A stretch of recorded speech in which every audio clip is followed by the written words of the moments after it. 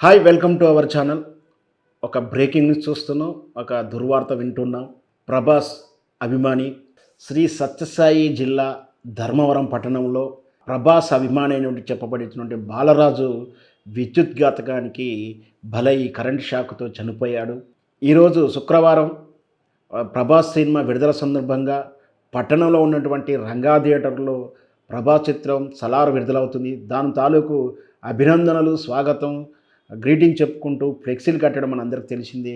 ఆ విధంగానే బాలరాజు తన స్నేహితులతో కలిసి ప్రభాస్‌కి అభిమానాన్ని తెలియజేసుకుంటూ ఫ్లెక్సీ కట్టడానికి ఒక గృహాన్ని ఇంటి పైకి ఎక్కడము, అక్కడ ఆ ఫ్లెక్సీకి ఉన్నటువంటి ఐరన్ ఫ్రేము ఆ పక్కనే ఉన్నటువంటి విద్యుత్ తీగలకు తగలడంతో కరెంటు పాస్ అవ్వడంతో షాక్ అయ్యి బాలరాజు అక్కడికక్కడే మరణించారని ఒక వార్త చదువుతున్నాం. అందరితో ఉన్నటువంటి స్నేహితులు త్రుటిలో తప్పించుకున్నారు. మిగతా నలుగురు స్నేహితులు కేవలం ఒక బాలరాజు మాత్రమే బలైపోయాడు. దురదృష్టవశాత్తు అతను అక్కడికక్కడికే చనిపోయాడు. ఈ వార్త తెలిసి పట్టణం అంతా చాలా విచారంలో మునిగిపోయింది. ఒకవైపు బాలరాజు 27 సంవత్సరాల బాలరాజుకు పెళ్ళై ఆల్రెడీ ఇద్దరు సంతానం ఉన్నట్టు తెలుస్తుంది. ఇద్దరు చిన్న పాపలు ఉన్నారని తెలుస్తుంది. వాళ్ళ బతుకు ఏం కావాలి? రోడ్డు మీద పడినట్టే కదా! మనకు అభిమానం ఉండవచ్చు, కానీ ఈ విధంగా మనం అభిమానాన్ని ప్రదర్శిస్తున్నాం, వేలం వేరి చేష్టలు చేస్తున్నప్పుడు ఫ్లెక్సీలు కట్టడమో, కొబ్బరికాయలు కొట్టడమో, ఏ కార్యక్రమం చేసినా, ర్యాలీ చేసినా కూడా ప్రమాదాలను ముందుగానే అంచనా వేసుకొని దాని తగినటువంటి నియంత్రణలో ఉండాలి. అలా కాక నిర్లక్ష్యం వహించడం వల్ల అభిమానం ఈరోజు తన మృత్యువుకు కారణమైపోయింది.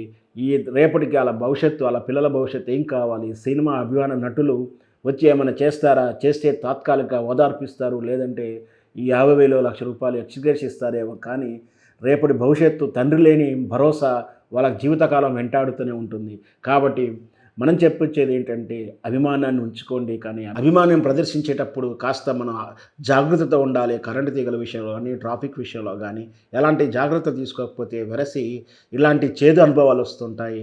ఇక్కడ ప్రభాస్‌కు విజయవంతంగా సినిమా రిలీజ్ అయిన ఆనందవేళ ప్రభాస్‌కి ఇలాంటి వార్త రావడం నిజంగా కూడా ప్రభాస్ కూడా కలత చెందుతుండవచ్చు. తెలుగు ప్రేక్షకులంతా కూడా బాధపడుతుండొచ్చు. కానీ వాళ్ళ జీవితం తిరిగి రాదు కాబట్టి అభిమానులుగా చెప్పబడి మీరంతా ఎవరైనా ఉంటే ఖచ్చితంగా మీ జీవితం పట్ల, మీ భవిష్యత్తు పట్ల శ్రద్ధ పెట్టండి. అలాగే మీరు అభిమానించే నటులు, మీరు అభిమానించే రాజకీయాల పట్ల ఇష్టతను ప్రదర్శించడే కానీ ఇట్లా వేరం వెర్రి చేతలు చేయకుండా మీ జీవితంలో మీ లక్ష్యాన్ని చేరుకోవడానికి, మీ మీద ఆధారపడినటువంటి కుటుంబాన్ని దృష్ట్యా ఆలోచించండి.